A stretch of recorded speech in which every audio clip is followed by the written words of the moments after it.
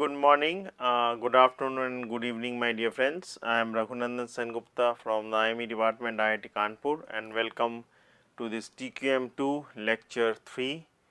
And as you know that we have been discussing about the basic backgrounds, I will try to finish within 2 classes or 2 lectures, and hopefully from the fifth one we will start about the concepts of design of experiments, which is the main bulk portion of that. And once you see I did not say these words in the first 2 lectures, but when you see the introductory video you will understand what actually TQM II is, because I did not want to go into again the nitty-gritties of the coverage of the TQM, and once you see the syllabus, see the video lectures for the 3-4 minutes one, which is the introductory one for the TQM II, you will understand. So, considering our discussion which was there in the concept of PDF, PMF, CDF and the corresponding concepts. So, let us see this example. In an example, each question has 4 alternatives or answers of which one is correct. So, if you are reading this problem, you will understand it is something to do with Bayes theorem and the concepts of Bayes theorem which I did discuss. If a student knows the correct alternative, then she is definitely able to identify it, otherwise she picks one of those alternatives at random. Given that a student has identified the correct alternative, what is the conditional probability that she knew it, assuming 70% the student know the correct alternative, the question under consideration. Now, one thing is absolutely clear from this problem. So, if you know the problem, you answer it correctly, which is the probability 1. And if you do not know the question's answer, obviously you will make a guess, and the probability obviously would be 1 by 4, because there are 4 alternatives. So, this 2 bullet points, which is very intuitive and very simple, is easy to understand. So, with this we will proceed. So, let us define the following events. A1 as the student identifies the correct alternative, B1 student knows the correct alternative, B2 student does not know. So, obviously B1 and B2 would be complementary. Then we know that the probability of that B1, that means 70% no, is 0.7, B2 which is the percentage who do not know is 0.3. Given you know the question and you will answer it at obviously 1, as I said, and given that you do not know the answer and you mark it correctly is 1/4, from which you will have that given the student has identified the correct alternatives, what is the probability that the student knew the answer is given by the Bayes theorem is about 0.9032. Now, we will cover 2 other concepts, very simple one, they would be used later on. The one is the concept of 2, we will say the 2 events are called independent if the intersection of them is a multiplication of the probabilities of A and B. So, correspondingly we can extend it to 3 and more events also, but for the timing we will only stick to the concept of for 2 events. Now, we will go into the concept of distribution. If you remember, we did mention about probability mass function, probability density function, and we are discussing our CDFs and the corresponding overall view that how less than type greater than type can be used. So, we will consider those in a little bit more details, because you will see later on some few of the distributions would be very important for the design of experiments and hypothesis testing. So, depending what are the outcomes of an experiment, a random variable is used to denote the outcome of the experiment, and we usually denote the random variable using x or y or z, and the corresponding probability distribution or probability mass functions are denoted by small f of x, small f of y, small f of z, and so on and so forth. So, they can be, if you remember, I did mention it in the second class, and the second lecture. So, if the random variable is discrete, you have the probability mass function. If the random variables are continuous, you have the probability distribution functions. So, this what is mentioned the last 2 bullet points. Discrete means probability mass function, continuous means probability density function. So, under the discrete we would have basically uniform. We will lay more emphasis on few of them, we will come to that. We have uniform, you have binomial, negative binomial, geometric, hypergeometric, Poisson, log distribution. So, these are the few important one. Obviously, there are other, we are not going to discuss them in this course. So, now let us see what is Bernoulli trial. So, each trial has basically, when you are basically rolling a die. Now, this concept of Bernoulli trial is only applicable for the, no, only I will not see the use the word only applicable. We are basically discussing that for two trials. For any outcome, there are two, when you throw a die, toss a coin, they would be, how the throw of the die would be important, I will come to that. When, so there are two outcomes, positive, negative, plus, minus, yes, no, red, blue, black, white, so on and so forth. So, when you toss the coin, it is head, tail, so there are two. When now the question would definitely be coming in your mind that when you roll the die, how there are two. So, consider we are only interested in finding out the even and the odd. So, obviously they would be, background concept would be they are complementary, or say for example, we consider the numbers as less than or equal to 4 and greater than 4, or the numbers may be, say for example, equal to 1 and not equal to 1. So, when you are rolling the die. So, in this way basically we will have so called two outcomes, and considering that that trial has trial, whatever the trial you are doing. So, we will basically consider that as a Bernoulli trial, provided these other concepts are also true. That means, for any trial the outcomes would be as I said, yes, no, black, white, red, blue, good item, bad item, success, failure. So, these are the outcomes. The trials would be independent. It means that if we keep rolling the die, the probability of the first trial would not affect the second, second would not affect the third, and so on and so forth. Neither would be the second being affected by third and all these things. So, we will consider that, and we will also consider the probability of the success or the failure, or if we consider red or blue, or if we consider black or white, they remain the same from trial to trial, and that means they do not affect. So, let us consider a very simple notion. You are playing a game of rolling the die, and your head and your win or loss in the initial stage, and when you first start playing the game is, say for example, half and half. Now, consider you start winning or you start losing, whatever it is. Then if the probability of you winning or losing in the next trial, depending on what state you are, whether you are in a winning position or a losing position, then if that changes, obviously this concept of Bernoulli trials would not hold true. So, it is basically independent from trial to trial, and it will continue remaining that. Now, before I discuss the uniform discrete distribution, I did mention when I started the Bernoulli trial, it is only two trials. Say for example, if I have three trials or four trials, obviously they would not be Bernoulli trials, but they can be basically consider that in a very simple way, where some of the concepts or the intuitive feel of Bernoulli trial can be brought into the picture in those cases also. So, coming back to the distribution, so we will consider the uniform discrete distribution.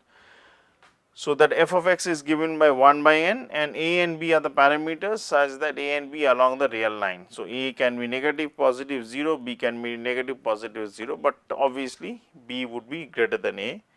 The expected value is given by, and by the way, so this k would be the amount of increment which is happening, like say for example, you pick up chits, and chits are marked as 1, 2, 3, 4 till 100. So, in that case the k value would be 1. In case say for example, chits are marked as 1, 3, 5, 7, in that case the k value is 2.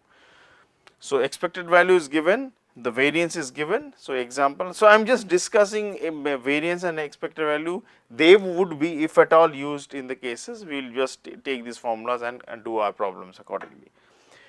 And they would not, definitely not be any proofs. So, example means generating the random numbers 1 to 10, hence it is a uniform discrete between 1 to 10, where the value of a, as I said, is 1, and said means based on the example which I gave, the value of b is 10 and the increments are 1. So, hence this k is 1. So, and obviously n is 10.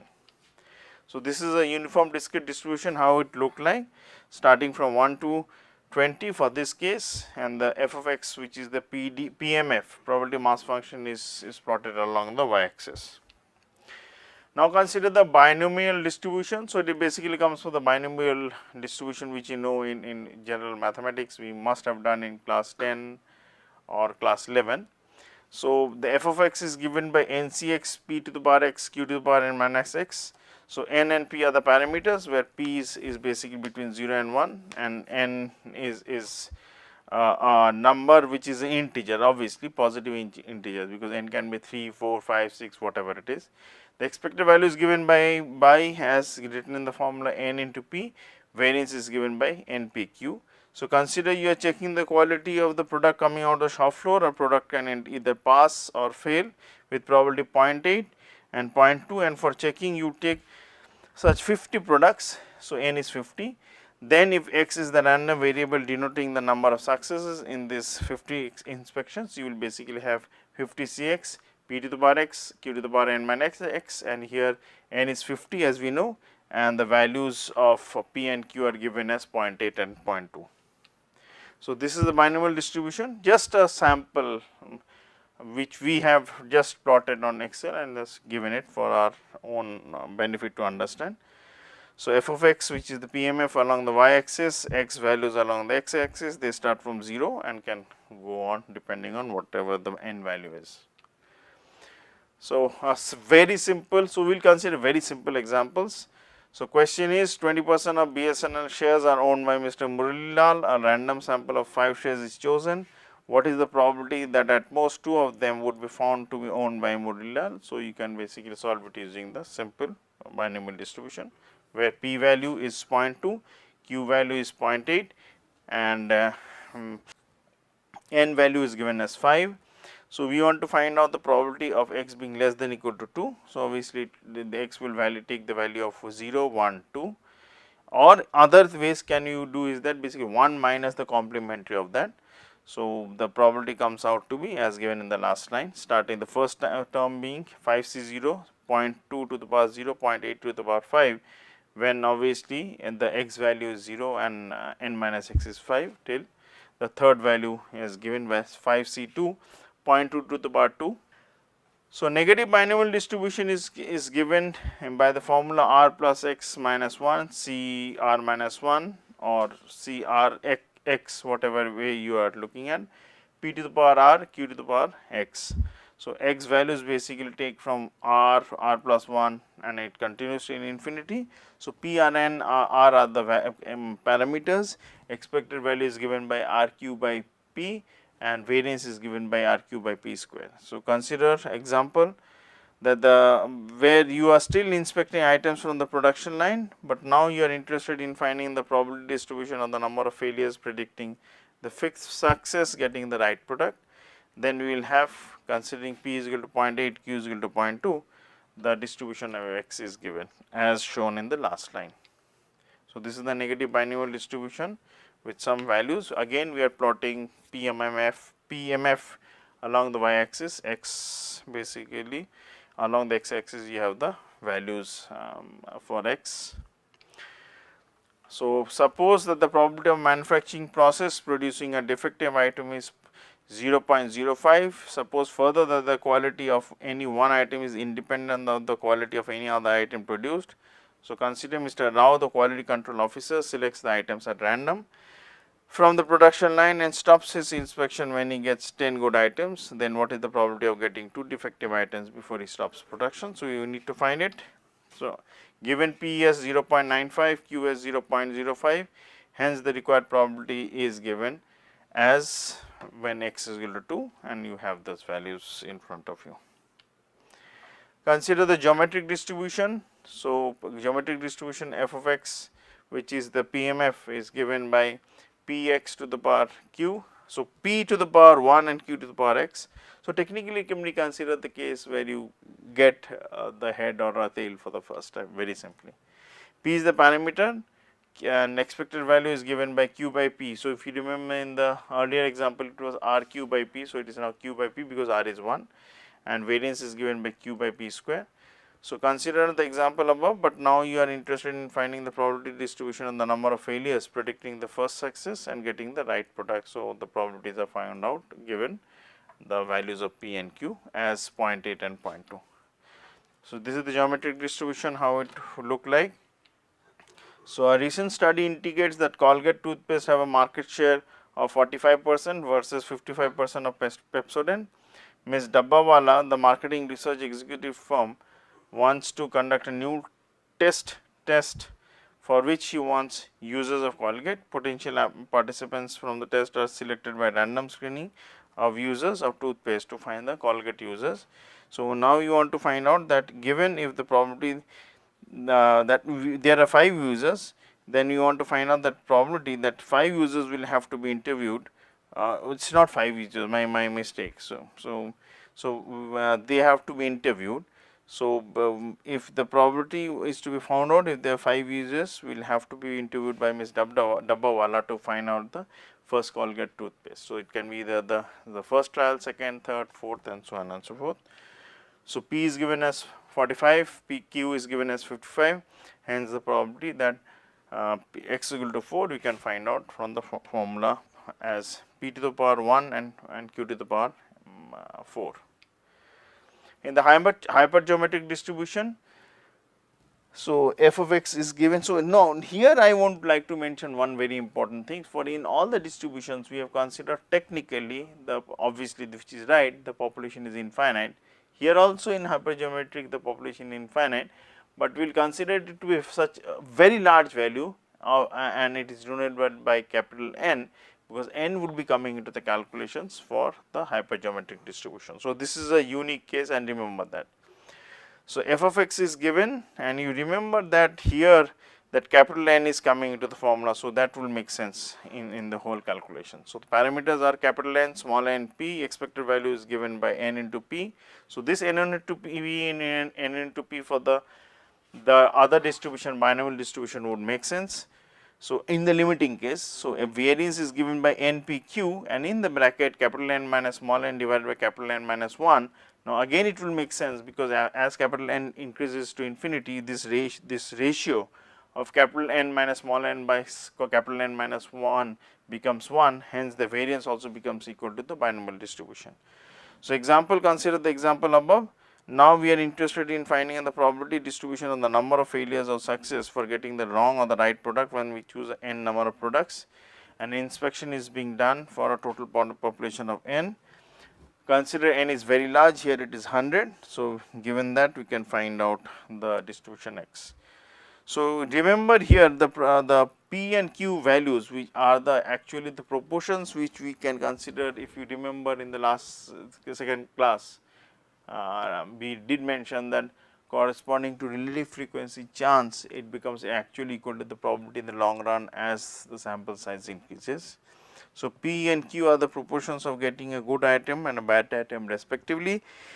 In this distribution we are considering choosing is done without replacement. If replacement is done, so obviously the formula would change. This is the hypergeometric distribution, how it looks like. Now, suppose that the automobiles arrive at this is an example, at Mr. Ghosh's garage in lots of 10, and that for a time being the resource consideration he can inspect only 5 out of this 10 for safety. The 5 cars are randomly chosen from 10 of the lot. If 2 out of 10 cars on the lot are below standard for safety, then what is the probability that at most 1 out of 5 cars is to be inspected by Mr. Ghosh will be found not meeting the safety standards. So, here capital N 10, small n 5, n into p. Now, going back to the concept of p is given. So, you multiply p into capital N to get the numbers in the values or the frequencies, and given q, capital N into q comes out to be 8, hence the required probability is given for when x is less than 1. So, that will be 0 and 1 and you find out the probabilities accordingly. Now, the Poisson distribution is given by the formula where lambda is the parameter, expected value and variance both are lambda. So, now Poisson distribution would become slowly very important. So, it is something to do with the discrete distribution, number of people entering the queue is or basically being served for a server, or so called people standing in front of the ticketing counter, and all these things can be cited. So, we would not go into the details of the derivations of this thing, as I said. So, we will come back to the example directly. Considering the arrival of number of customers at the bank teller counter, if you are interested in finding the probability distribution of the number of customers arriving at the counter in a specific interval of time, we know that the average number of customers is 5, and based on that you can find out the distribution, which is Poisson distribution. So, this is the Poisson distribution, how it looks like. Again, along y axis f of x is there, that is vertical one, and along the horizontal one is x. So, consider Mr. Gurnik Singh, who is the cashier at the department store cash counter, notices that the average number of customers arriving at the cash counter per 5 minutes per interval is 10. Then what is the probability that more than 5 customers arrive at the cash counter within the interval of 5 minutes? So, basically we consider lambda as given within that 5 minutes, which is 10, and proceed along with that. So, here lambda is 10, hence the required probability is given, and that can be found out very easily. Log distribution is given by this formula. This it should be remembered, x's are all positive, p is the parameter between 0 and 1, expected value and variance is given. So, we will consider examples being emission of gases from engines against fuel type, used to represent the distribution of the number of items of product purchased by a buyer in a specified period of time, and so on and so forth.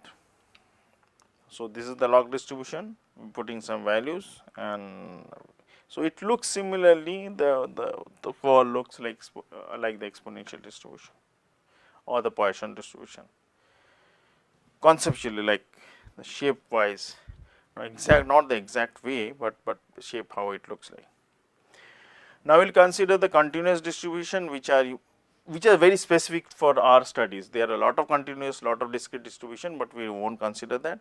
So, they are the uniform distribution, the normal distribution, the exponential, the chi-square, the t, and the f distribution. So, mainly what we will consider once the normal case is over, we will consider the chi, t, and f distribution would be, which would be very important for us. So, the uniform distribution is almost similar to the discrete case, but only the values between a and b are now continuous. So, a and b are the parameters, where a and b are along the real line and b is greater than a. Expected value is given as the midpoint of center of gravity, which is a plus b by 2, variance is given accordingly.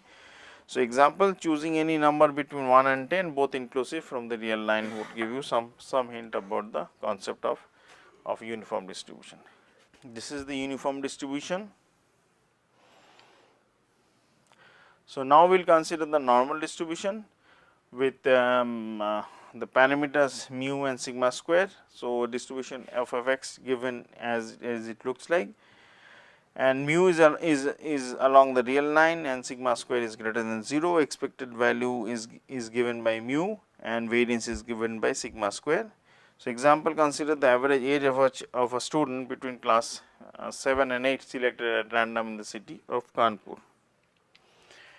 So, this is the normal distribution, but obviously normal distribution would be very important. So, we will discuss something more about the normal distribution as we go. Now, consider the exponential distribution, which if you see the shape of that curve would almost look exactly like the Poisson distribution, just for your interest, and obviously there is some relationship between the Poisson and the exponential. We will come to that later. So, a and theta the parameters, where a is along the real line, theta is greater than 0. Expected value is given by a plus theta, variance is given by theta square. So, it is basically to do with the light distribution and number of hours of an electric bulb till it survives. So, the exponential distribution falls exponentially, and only one thing, that value, in case if say for example, the starting value is 0, so the whole distribution will shift on to the left. So, I will come to that later on, but just for interest. Mr. Bharadwaj, an electrician, knows that the time a bulb operates before it gets fused is exponential distribution with a mean lifetime of 100 hours. So, what is the probability that any bulb will work continuously for at least 200 hours? So, given theta is 100 we replace that in the formula, but only remember that finding out the CDFs now, rather than summing it up, we have to basically integrate it because it is continuous. From that you will find out the value. So, greater than 200 would also mean the complementary part being on the left hand side, which is less than 200. So, total probability is 1 minus any of them would give you the other. Now, as I did mention 3 slides before, there is a relationship between Poisson and exponential. This is the case, and this is very important conceptually. Obviously, theoretically it is very interesting to note that, but we would not go into theory. If a process has the intervals between successive events as independent and identical, and it is exponentially distributed, the number of events in a specified time interval will be given by Poisson distribution. So, there are interval between them, the arrivals are given, then obviously the processing time would be the other distribution. So, discrete being Poisson, continuous being exponential. So, cumulative distribution, we know that is the sum of all the values starting from 0 or minus infinity to that x, and for the discrete case it is summation, for the continuous case it is basically the integration. The properties of the distribution function CDF values, it is non decreasing. So, obviously, if x1 is less than x2 or less than equal to x2, so capital F of x1 would always be less than equal to x2, because for any incremental value from x1 to x2 the value cannot be negative, it can be either 0 or positive, because this is probability. So, if x tends to minus infinity, capital F of x, which is the CDF, is 0. If x tends to positive infinity, the f of x is 1 and f of x is right continuous. So, if you put values of do a simple transformation, put the value of z as x minus mu by sigma square, we get the standard normal, and the standard normal tables are there, we will use that accordingly. So, remember, capital F of x is equal to capital F of z, because the transformation gives you the values. Small f of x will be given by small f phi of z, which is the actually technically the PDF values, and similarly the value of capital F of z is also given by capital phi of z. So, these are very simple to understand. This is the standard normal distribution with the mean value of 0, variance is 1, and for them tables are available. Now, as it is symmetric, it is very simple to understand. Small phi of minus z will be equal to small phi of plus z, because it is symmetric.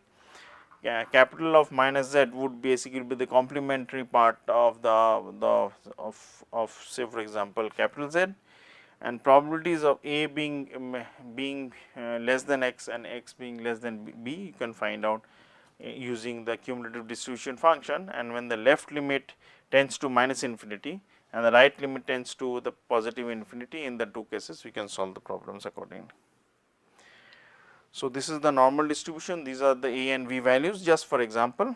So, you can find out the CDF values, capital phi and all those values accordingly here. So, we will come to that later.